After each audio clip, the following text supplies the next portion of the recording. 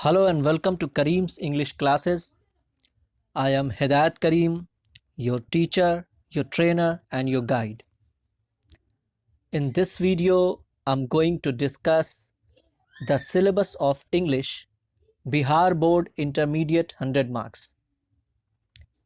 Dear students, किसी भी subject को अच्छे ढंग से पढ़ने और एग्ज़ामिनेशन के लिए उसका अच्छे ढंग से प्रिपरेशन करने के लिए जो चीज़ सबसे इम्पॉर्टेंट है वो है सिलेबस। किसी भी सब्जेक्ट को हम तभी अच्छे ढंग से पढ़ सकते हैं या फिर एग्ज़ामिनेशन के लिए प्रिपरेशन कर सकते हैं जब हमें उस सब्जेक्ट का सिलेबस पता हो। हमें ये पता हो कि हमें कौन सी बुक्स पढ़नी है, कौन कौन से लेसन्स पढ़ने हैं और किन किन टॉपिक्स को कवर करना है। अगर ये सारी बातें हमें ना पता हो तो हम चाहे जितनी भी मेहनत कर लें, हम एग्ज़ामिनेशंस में अच्छे मार्क्स स्कोर नहीं कर सकते। डियर स्टूडेंट्स, जैसा कि हम सभी जानते हैं कि बिहार बोर्ड कभी भी अपना सिलेबस डिक्लेयर नहीं करता। हाँ, यह अलग बात है कि अक्टूबर और नवंबर मंथ में बिहार बोर्ड अपना मॉडल सेट या फिर आप उसे मॉडल पेपर कह लें रिलीज़ करता है, जिससे हमें ये पता चलता है कि आने वाले एग्ज़ाम में किन किन टॉपिक्स से क्वेश्चंस आने वाले हैं। पर जब तक बिहार बोर्ड अपने मॉडल सेट्स रिलीज़ करता है तब तक काफ़ी देर हो चुकी होती है। आई मीन टू से कि अक्टूबर और नवंबर के बाद हम लोगों के पास 2-3 महीने ही बचते हैं पढ़ने के लिए, एग्ज़ामिनेशन के प्रिपरेशन के लिए। और ये बिल्कुल भी पॉसिबल नहीं है कि उन 2-3 महीनों में पूरे सिलेबस को कवर किया जा सके। सो डियर स्टूडेंट्स, इन्हीं सारी बातों को ध्यान में रखते हुए उन बच्चों के लिए जो 2022 में इंटरमीडिएट का एग्ज़ाम देंगे, इंग्लिश के 100 मार्क्स का ये सिलेबस मैंने डिज़ाइन किया है। इस सिलेबस को प्रीवियस ईयर्स के क्वेश्चंस को ध्यान में रखकर डिज़ाइन किया गया है। वैसे क्वेश्चंस जो प्रीवियस ईयर्स में मोस्ट प्रोबेबली पूछे गए हैं या फिर वैसे टॉपिक्स जिनसे प्रीवियस ईयर्स में क्वेश्चंस लिए गए हैं,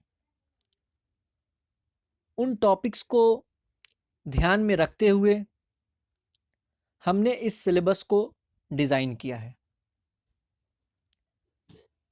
अगर आप चाहते हैं कि आने वाले एग्ज़ाम में इंग्लिश 100 मार्क्स में आप 90+ मार्क्स स्कोर करें तो ये वीडियो आप ही के लिए है। आप इस पूरी वीडियो को देखें। इंग्लिश 100 मार्क्स के बारे में एक एक बात इसमें डिटेल बताई जाएगी और सारी चीज़ों को आप बिल्कुल ध्यान से सुने। मैं आपको अश्योर करता हूं कि अगर आप ऐसा करते हैं, एक एक बात को ध्यान से सुनते हैं पूरे सिलेबस को अच्छे ढंग से समझ लेते हैं तो आप 90 प्लस मार्क्स इजीली स्कोर कर सकते हैं।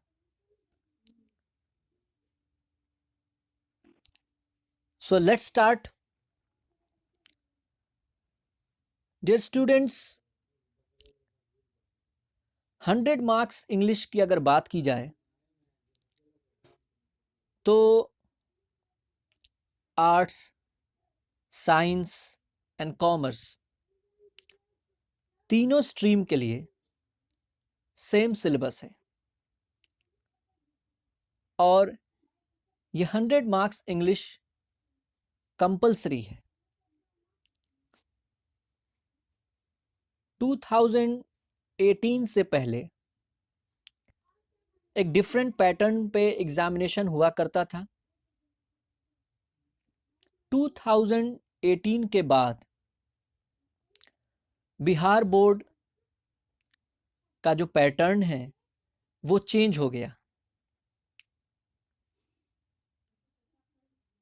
2018 में मल्टीपल चॉइस क्वेश्चंस को ऐड किया गया। 50% objective questions and 50% subjective questions, ये पैटर्न बनाया गया। 2018 के बाद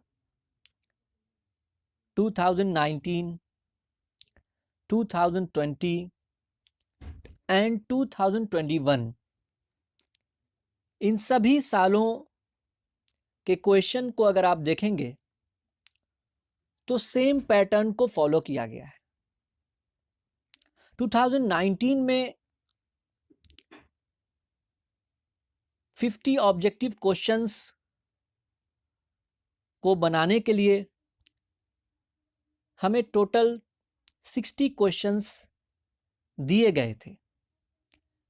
दैट मीन्स हमें 50 आउट ऑफ 60 सॉल्व करना था 2020 में। 2021 में कोरोना की वजह से इस ऑप्शन को डबल कर दिया गया। इट मीन्स हमें 50 आउट ऑफ 100 सॉल्व करना था। अभी के जो सिचुएशन चल रहे हैं, हो सकता है कि 2022 में जो एग्ज़ाम हो उनमें भी आपके जो क्वेश्चंस हों, multiple choice questions, objective questions, वो 100 हों और उनमें से हमें सिर्फ 50 क्वेश्चंस ही सॉल्व करने हों। ऐसा होने के बहुत चांसेस हैं। चाहे ऑप्शंस 60 हो, चाहे ऑप्शन 100 हो, हमें जो क्वेश्चंस बनाने हैं वो सिर्फ 50 क्वेश्चंस ही बनाने हैं। उन 50 क्वेश्चंस को सॉल्व करने के लिए हमें ये पता होना चाहिए कि हमें किन किन टॉपिक्स को पढ़ना है। जैसा कि आप सभी जानते हैं और मैंने अभी भी बताया है कि इंग्लिश टोटल हमें 100 मार्क्स का पढ़ना है। इंग्लिश के अंदर अगर मेजर पॉइंट्स की बात की जाए कि हमें पढ़ना क्या क्या होता है, तो हमें 3 मेजर पॉइंट्स को कवर करना होता है। First is literature, second is grammar and third is writing. इन्हीं को मिलाकर के टोटल 100 मार्क्स बनते हैं।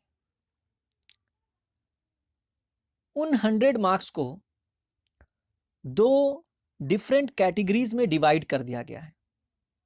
50 marks objective questions and 50 marks subjective question. सबसे पहले हम लोग देखेंगे कि 50 मार्क्स ऑब्जेक्टिव क्वेश्चंस में इट मीन्स कि 50 नंबर का जो हमें MCQ क्वेश्चंस सॉल्व करना है, उसके लिए हमें किन किन चीज़ों को पढ़ना है, किन किन टॉपिक्स को हम पढ़ लेंगे तो हम इजीली 50 क्वेश्चंस सॉल्व कर सकते हैं। चाहे वो 50 आउट ऑफ 100 हो, चाहे वो 50 आउट ऑफ 60 हो, उससे कोई लेना देना नहीं है।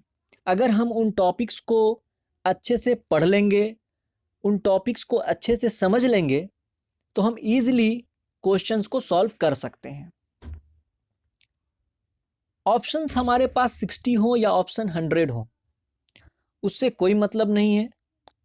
हमें 50 ही क्वेश्चंस को सॉल्व करना है। हमारे जो आंसर्स कंसीडर किए जाएंगे वो फर्स्ट 50 आंसर को ही कंसीडर किया जाएगा। ऑब्जेक्टिव्स जो है 50 मार्क्स, इसे भी दो डिफरेंट कैटेगरीज में डिवाइड कर दिया गया है। इट मींस कि 50 मार्क्स ऑब्जेक्टिव क्वेश्चन के अंदर 30 मार्क्स के जो क्वेश्चंस होंगे वो ग्रामर सेक्शन से आएंगे एंड 20 मार्क्स के जो क्वेश्चन होंगे वो लिटरेचर से, यानी कि बुक की साइड से आएंगे।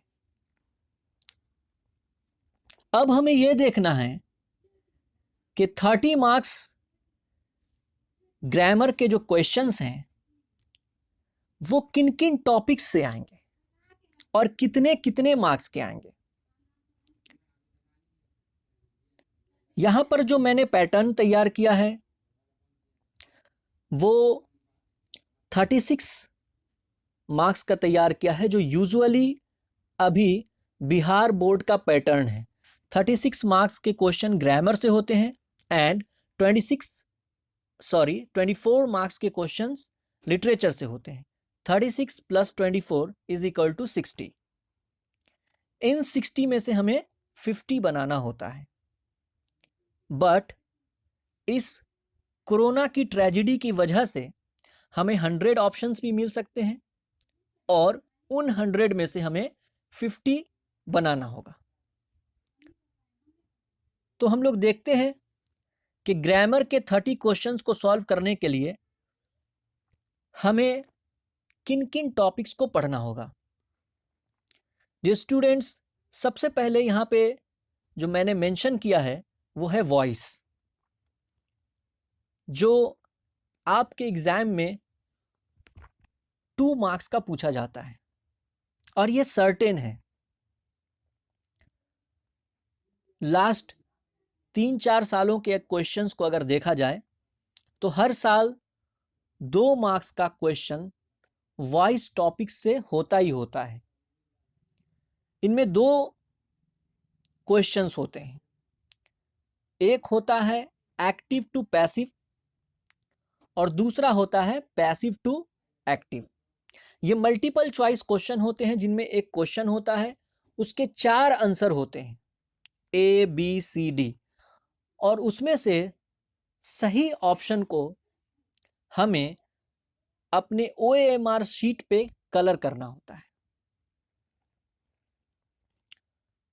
नेक्स्ट देखा जाए तो form of verbs and tense, इस टॉपिक से 5 मार्क्स के क्वेश्चंस पूछे जाते हैं। Form of verbs means V1, V2, V3, V4, V5, जो सूटेबल हो उसे हमें चूज करना होता है।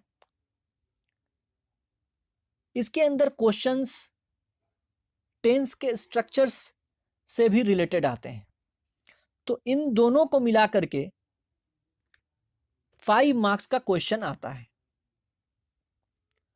उसके बाद ऑक्सिलरी वर्ब्स एंड मॉडल्स, इन दोनों को मिलाकर 4 मार्क्स के क्वेश्चन आते हैं।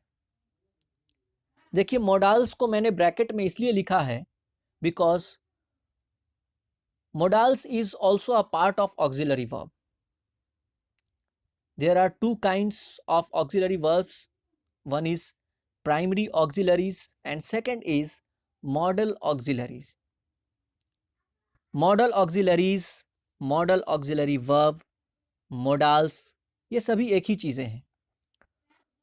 तो बेसिकली अगर बात की जाए तो ऑक्सिलरी वर्ब से प्राइमरी ऑक्सिलरीज और मॉडल ऑक्सिलरी वर्ब या फिर मोडाल्स, इन दोनों को मिलाकर 4 मार्क्स के क्वेश्चन आते हैं. नेक्स्ट है नरेशन. नरेशन के अंदर 2 मार्क्स का क्वेश्चन आता है और ये भी सर्टेन है. 2 क्वेश्चन आते ही आते हैं, एक डायरेक्ट टू इनडायरेक्ट और दूसरा इनडायरेक्ट टू डायरेक्ट. नेक्स्ट है प्रेपोजिशन. प्रेपोजिशन भी सर्टेन है.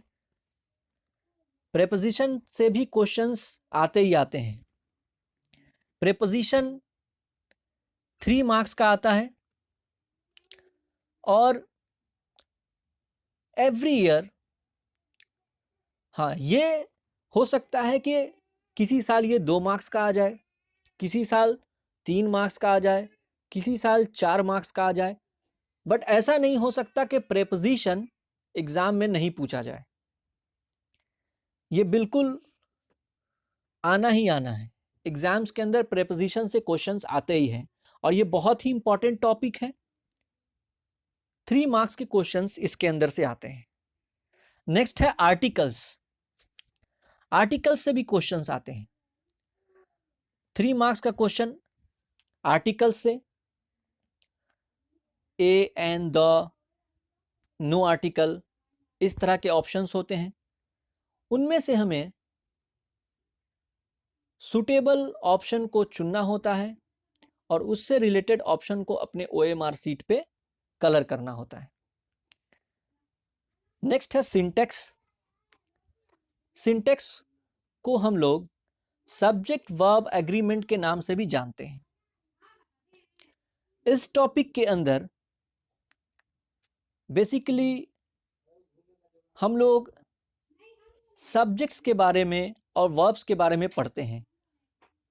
सब्जेक्ट्स और वर्ब के एग्रीमेंट के बारे में पढ़ते हैं कि सिंगुलर सब्जेक्ट होगा तो सिंगुलर वर्ब का यूज़ करेंगे, प्लूरल सब्जेक्ट होगा तो प्लूरल वर्ब का यूज़ करेंगे. और इसके अंदर हम लोग कॉम्प्लेक्स सब्जेक्ट्स को पढ़ते हैं. आई मीन टू से कुछ सब्जेक्ट्स बहुत ही आसान होते हैं रिकॉग्नाइज करने के लिए, दैट दे आर सिंगुलर और plural, but there are some subjects जिनको हम इजीली रिकॉग्नाइज नहीं कर सकते हैं कि वो सिंगुलर हैं या प्लूरल हैं. तो वैसे सब्जेक्ट्स को पढ़ने के लिए हम लोग सिंटेक्स पढ़ते हैं और ये भी बहुत ही इंपॉर्टेंट टॉपिक है.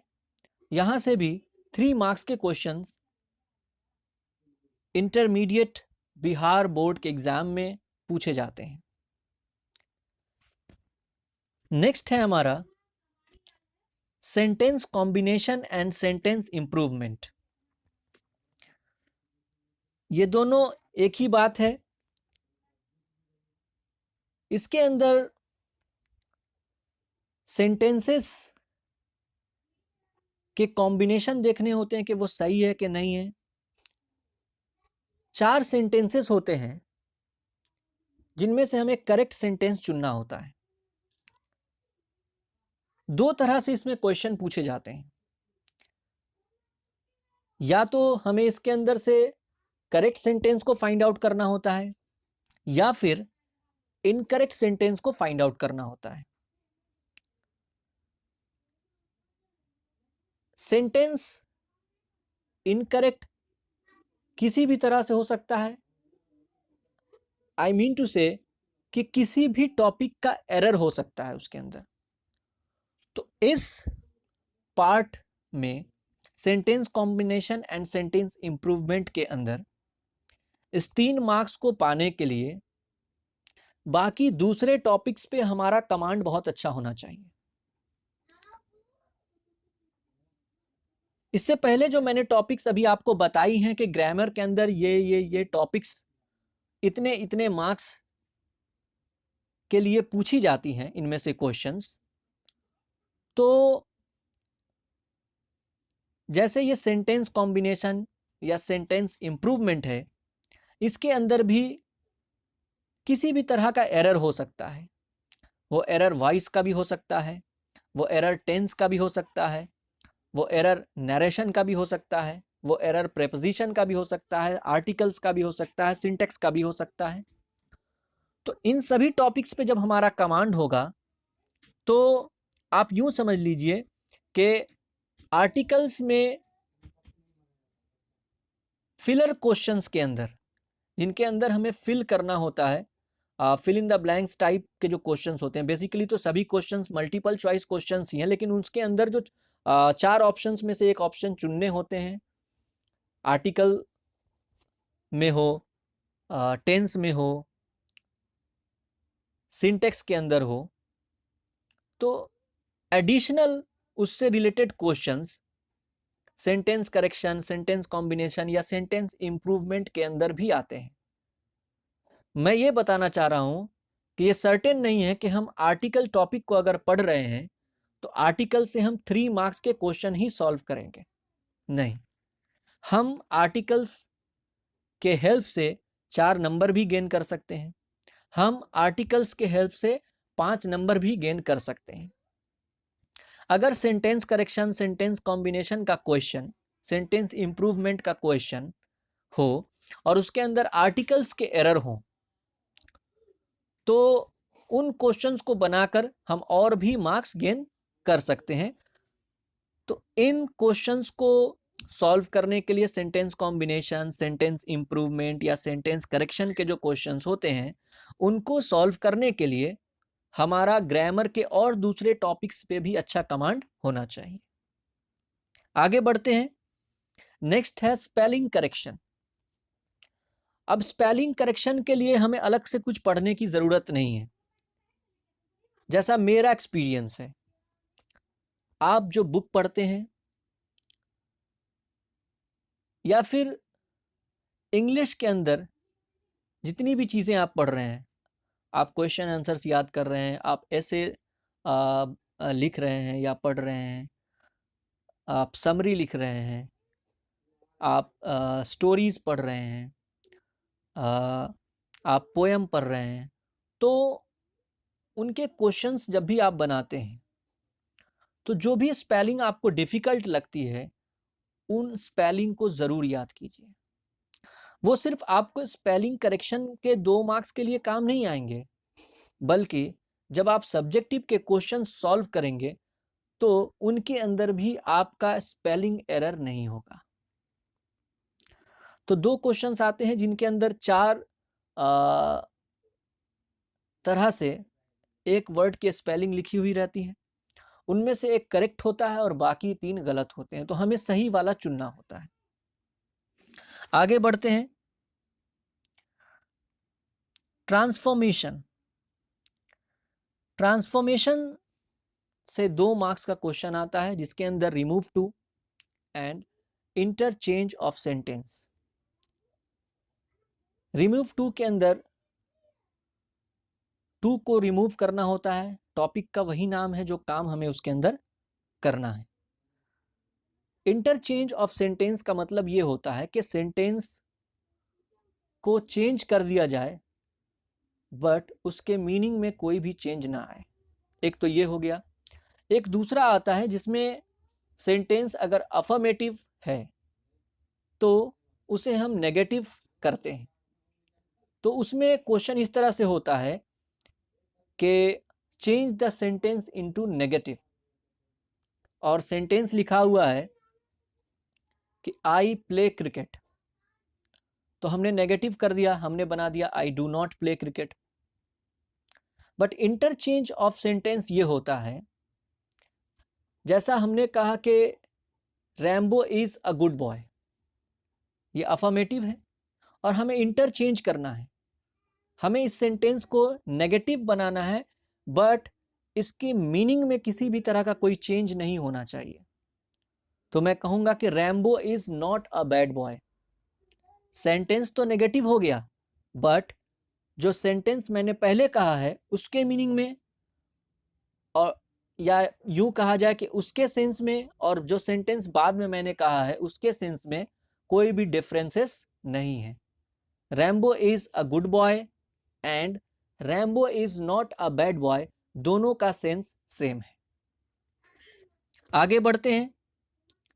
इन टॉपिक्स के अलावा जो अभी हम लोग डिस्कस कर चुके हैं, कुछ और भी टॉपिक्स हैं जिनके अंदर से 2-3 क्वेश्चंस आते हैं, like idioms and phrases, degree of comparison, one word substitution, proverbs, synonym और antonym, word meaning and question tag। इनमें यह सर्टेन नहीं होता कि ये सभी टॉपिक्स में से एक एक नंबर के क्वेश्चन पूछे जाएंगे। हो सकता है कि किसी टॉपिक से 2 नंबर का भी क्वेश्चन पूछ लिया जाए, हो सकता है कि किसी टॉपिक से 3 नंबर का भी क्वेश्चन पूछ लिया जाए, हो सकता है कि इनमें से किसी टॉपिक से क्वेश्चन ना भी पूछा जाए। इडियम्स एंड फ्रेजेस से क्वेश्चन आते हैं। Degree of comparison, like positive degree, comparative degree, superlative degree of adjectives, उनसे रिलेटेड क्वेश्चंस होते हैं। प्रोवर्ब्स यानी कि मुहावरे, सिनोनिम और antonym, word meaning. Word meaning में आपको ये नहीं सोचना है कि इंग्लिश में वर्ड दिया होगा और आपको उसकी हिंदी मीनिंग बतानी है, no, not at all.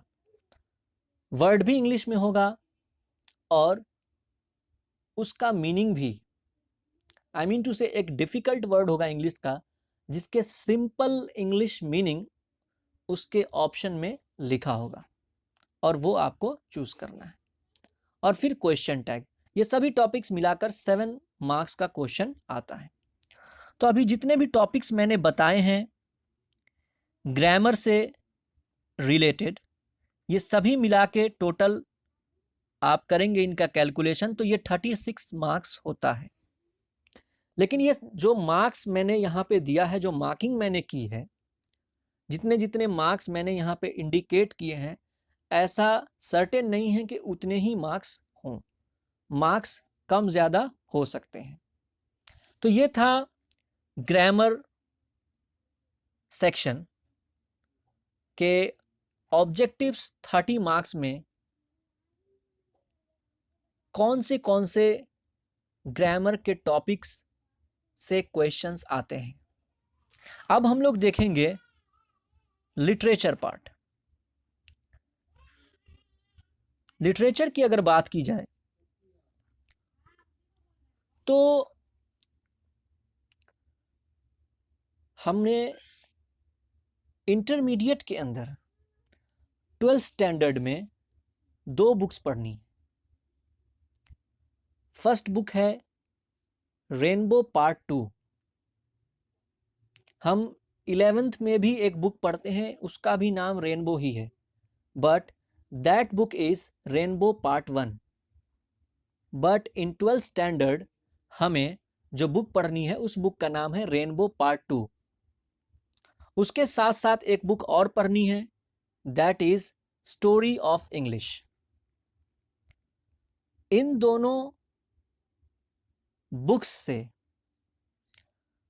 Objective में भी क्वेश्चंस आते हैं और सब्जेक्टिव में भी क्वेश्चंस आते हैं।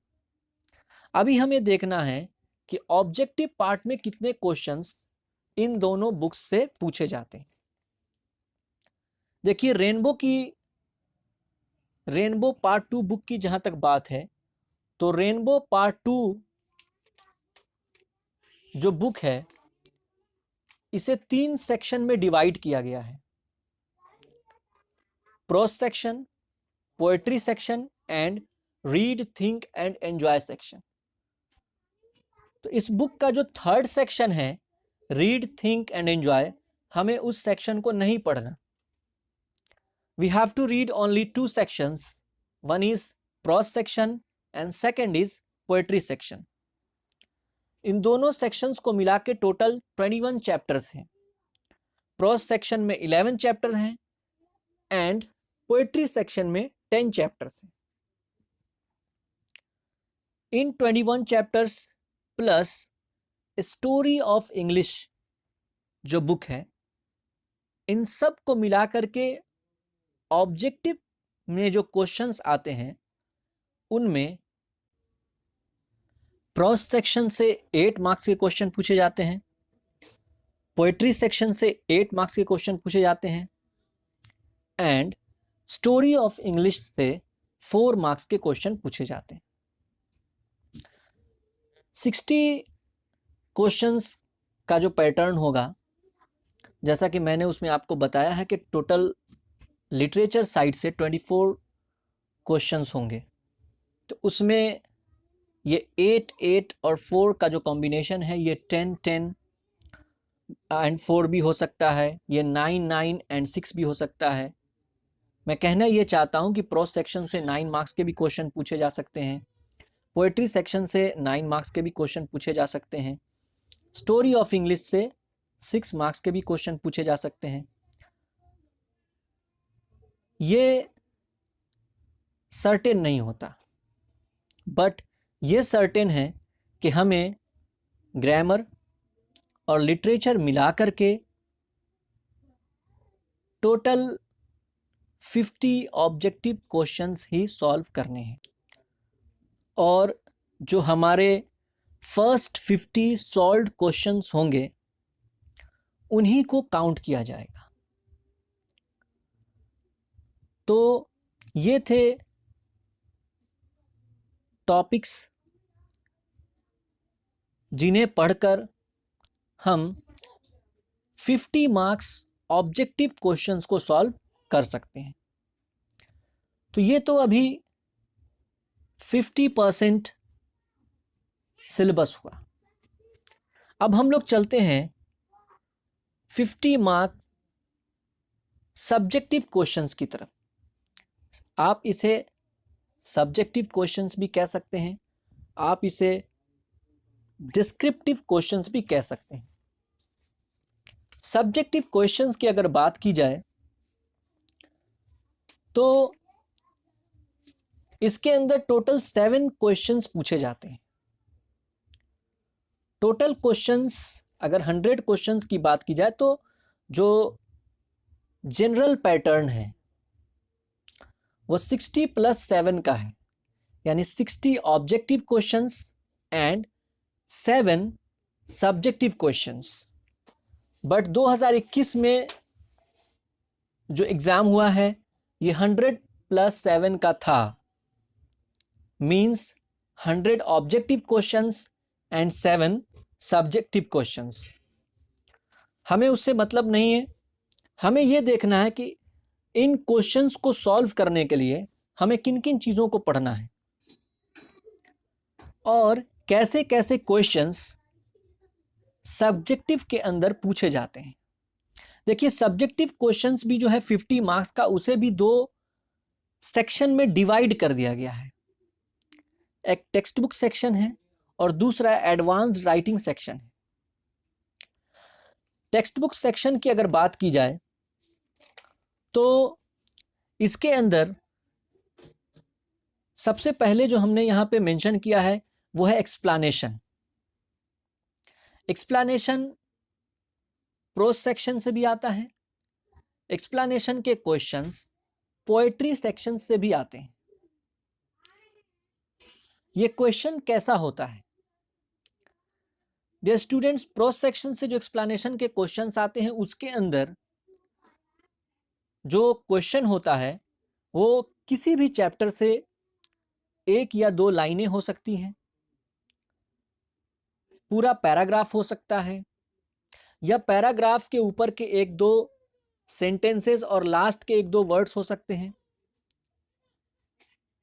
उसको आइडेंटिफाई करके आपको ये बताना होता है कि ये लाइनें, ये पैराग्राफ्स किस चैप्टर से ली गई हैं, उनको किस राइटर ने लिखा है, उसके ऑथर कौन है, और उन लाइनों में वो ऑथर क्या कहना चाहते हैं। इसी तरह से पोएट्री सेक्शन से जो एक्सप्लेनेशन के क्वेश्चन आते हैं वो 2 लाइनें हो सकती है, 4 लाइनें हो सकती है, एक स्टेंजा हो सकता है और उसे एक्सप्लेन करना होता है। प्रोज सेक्शन में भी 4 ऑप्शन होते हैं, पोएट्री सेक्शन में भी 4 ऑप्शन होते हैं। उन 4 क्वेश्चंस में से हमें एक ही क्वेश्चन सॉल्व करना होता है, चाहे वो प्रोज सेक्शन का हो या फिर पोएट्री सेक्शन का हो। उस एक क्वेश्चन को सॉल्व करने के लिए 4 मार्क्स दिए जाते हैं। तो इस तरह से प्रोज सेक्शन से हमें एक क्वेश्चन सॉल्व करना होता है 4 मार्क्स का, और पोएट्री सेक्शन से हमें एक क्वेश्चन सॉल्व करना होता है 4 मार्क्स का। ये दोनों मिला करके ये एक्सप्लेनेशन के जो क्वेश्चन आते हैं ये टोटल 8 मार्क्स का होता है। इसके बाद है short question answers. Short question answers 10 marks का पूछा जाता है, जिसके अंदर prose section, poetry section and story of English तीनों जगह से क्वेश्चंस होते हैं। Prose, poetry and story of English तीनों से क्वेश्चंस होते हैं। इसके अंदर नंबर ऑफ क्वेश्चंस जो हैं वो टोटल 10 होते हैं, और आउट ऑफ 10 हमें सिर्फ 5 क्वेश्चंस को सॉल्व करना होता है। एक क्वेश्चन 2 मार्क्स का होता है, 2 × 5 = 10। तो उन 5 क्वेश्चंस को सॉल्व करके हम इजीली 10 मार्क्स गेन कर सकते हैं। उसके बाद जो यहाँ पर summary, long questions, poets name match और ट्रांसलेशन, ये सभी आपके एग्जाम में आपके क्वेश्चन नंबर 6 में पूछे जाते हैं। Summary, long questions, poets name match and translation, इनके अंदर बहुत सारे क्वेश्चंस होते हैं। उनमें से सिर्फ हमें 3 क्वेश्चंस को ही सॉल्व करना होता है। समरी की बात की जाए तो समरी 5 मार्क्स का होता है। इसके अंदर प्रोज सेक्शन से भी समरी पूछी जाती है और पोएट्री सेक्शन से भी समरी पूछी जाती है। प्रोज सेक्शन से जो समरी पूछी जाती है उसमें 3 ऑप्शंस होते हैं, उनमें से किसी भी एक को सॉल्व कर सकते हैं। पोएट्री सेक्शन से जो समरी पूछी जाती है उसमें भी 3 ऑप्शंस होते हैं, उनमें से किसी एक को सॉल्व किया जा सकता है। उसके बाद लॉन्ग क्वेश्चंस की अगर बात की जाए तो वो क्वेश्चन स्टोरी ऑफ इंग्लिश से पूछे जाते हैं। उनमें भी कई ऑप्शंस होते हैं, उनमें से किसी एक क्वेश्चन को सॉल्व करके 5 मार्क्स आप गेन कर सकते हैं। पोएट्स नेम मैच ये बहुत इजी होता है। इसके अंदर हमें सिर्फ ये याद रखने की ज़रूरत है कि किस पोएट्री को किस पोएट ने लिखा है।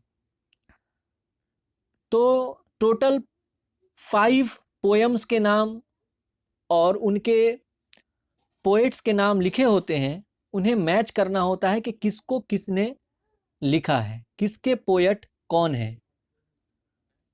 2021 की बात की जाए तो ऑथर्स नेम मैच भी क्वेश्चन था।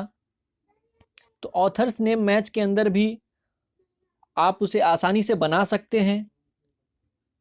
किस चैप्टर को, किस लेसन को किसने लिखा है, किसके ऑथर कौन है, सिर्फ इसे याद करना पड़ेगा।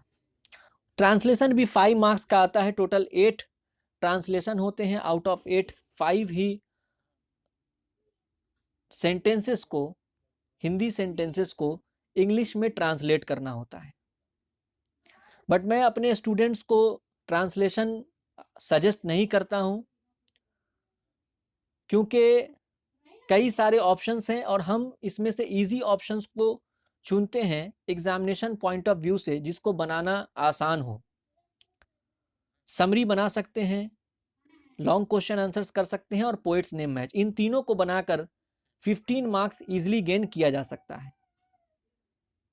But if you want to make translation, आप बना सकते हैं, ट्रांसलेशन भी बना सकते हैं, उसमें कोई प्रॉब्लम नहीं है। तो ये था टेक्स्ट बुक साइट से सब्जेक्टिव क्वेश्चंस जो 33 मार्क्स का एग्जामिनेशन में पूछा जाता है। अब आ जाते हैं एडवांस्ड राइटिंग सेक्शन में। एडवांस राइटिंग सेक्शन में जो टोटल क्वेश्चंस होते हैं वो 17 मार्क्स के पूछे जाते हैं, जिसके अंदर 8 मार्क्स का ऐसे पूछा जाता है। ऐसे की अगर बात की जाए तो टोटल 5 ऑप्शंस होते हैं। इन 5 में से सिर्फ एक पर 150 to 200 वर्ड्स में हमें ऐसे लिखना होता है, और ये 8 मार्क्स का होता है। उसके बाद लेटर राइटिंग और application, it means formal letter और इनफॉर्मल लेटर, तो ये दोनों ही पूछे जाते हैं एग्जाम के अंदर। इन दोनों में से किसी एक को आप बना सकते हैं और उसके लिए 5 मार्क्स दिया जाता है। उसके बाद पैसेज और प्रेसी। पैसेज और प्रेसी ये जो क्वेश्चन होता है, ये आपके क्वेश्चन में क्वेश्चन नंबर 7 होता है। इसी के अंदर ये दोनों क्वेश्चन होते हैं। इन दोनों में से किसी एक को बनाना होता है, जिसके लिए 4 मार्क्स दिया जाता है। पैसेज में एक पैराग्राफ होता है और उससे रिलेटेड 4 क्वेश्चंस होते हैं, जिसका आंसर उसी पैराग्राफ में मौजूद होता है। तो मैं अपने स्टूडेंट्स को सजेस्ट करता हूं कि प्रेसी को ना प्रेफर करें, पैसेज को बनाएं। पैसेज के जो क्वेश्चंस हैं उनको सॉल्व करना इजी होता है। प्रेसी यानी कि संक्षेपण, ये भी 4 मार्क्स का ही आता है, बट अगर पैसेज और प्रेसी में कंपेयर किया जाए तो पैसेज प्रेसी के कंपैरिजन में इजी कहा जा सकता है। इसलिए मैं अपने स्टूडेंट्स को सजेस्ट करता हूं कि पैसेज को प्रेफर करें। डियर स्टूडेंट्स, ये था 100 मार्क्स इंग्लिश बिहार बोर्ड 2022 का सिलेबस, जिसके अंदर हमने आपको बताया कि ऑब्जेक्टिव क्वेश्चंस में किन किन टॉपिक्स को हमें पढ़ना है, किन किन टॉपिक्स से क्वेश्चंस पूछे जाते हैं। फिर हमने आपको बताया कि सब्जेक्टिव क्वेश्चंस को सॉल्व करने के लिए हमें किन किन टॉपिक्स को पढ़ना है। आई होप आपको जितनी बातें मैंने इस वीडियो के अंदर बताई है वो सारी बातें आपको बहुत अच्छे से समझ आई होंगी। दूसरी और इम्पॉर्टेंट बात ये है कि इस 100 मार्क्स इंग्लिश के अंदर, चाहे वो लिटरेचर पार्ट हो या फिर ग्रामर सेक्शन हो, उन दोनों के अंदर जो भी टॉपिक्स कवर किए जाएंगे, या फिर यूं समझ लीजिए कि जिन टॉपिक्स से भी क्वेश्चंस आने हैं एग्जामिनेशन के अंदर, जो भी इंपॉर्टेंट टॉपिक्स मैंने आपको इस सिलेबस को डिस्कस करते हुए बताया है, जिन बुक्स और उनके जिन जिन लेसन्स के बारे में हम लोगों ने डिस्कस किया है, उन सभी टॉपिक्स और बुक्स के सभी लेसन्स से रिलेटेड वीडियो मैं अपने इस चैनल पे अपलोड करूंगा, और उन वीडियोस के हेल्प से आप अपने एग्जामिनेशन का प्रिपरेशन बहुत अच्छे से कर पाएंगे।